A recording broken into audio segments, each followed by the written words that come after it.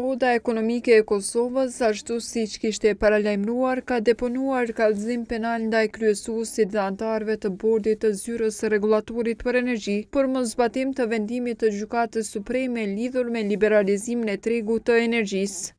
Sipas OEK-ut, kryesuesi Ymer Fejzullahu dhe anëtarët e tjerë të bordit të ZRE-s nuk kanë zbatuar vendimin e gjykatës, duke keq përdorur pozitën zyrtare duke bërë shkelje të detyrave zyrtare, mashtrim në detyrë dhe cënim të interesit ekonomik publik.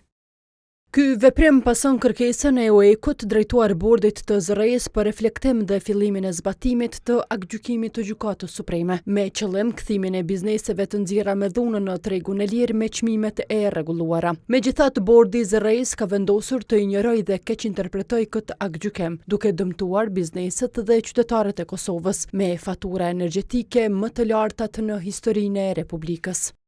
Dorëzimi i kallëzimit penal sipas drejtuesve të OEK-ut mbështetet në aktgjykimin e formës së prerë të Gjykatës Supreme, dokumentet dhe komunikatat zyrtare të ZRE-s dhe materialet që dëshmojnë dëmin ekonomik të shkaktuar.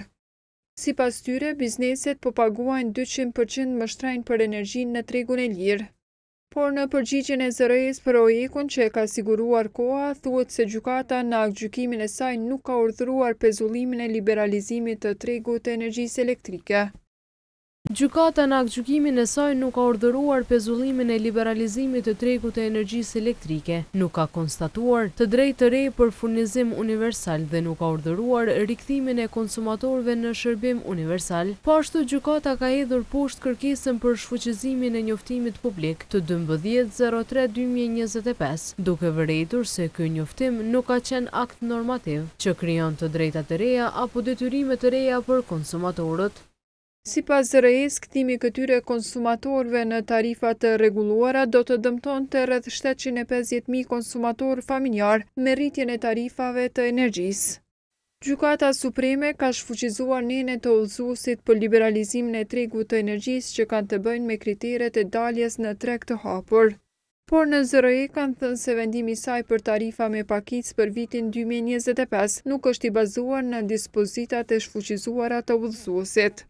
Rregullatori në mars të këtij viti ka njoftuar për daljen e detyrueshme në treg të lirë të energjisë të rreth 1300 bizneseve, duke i detyruar që të zgjedhin vetë furnizuesin. Vendimi ka prekur bizneset me mbi 10 milion euro qarkullim ose me mbi 50 punëtorë.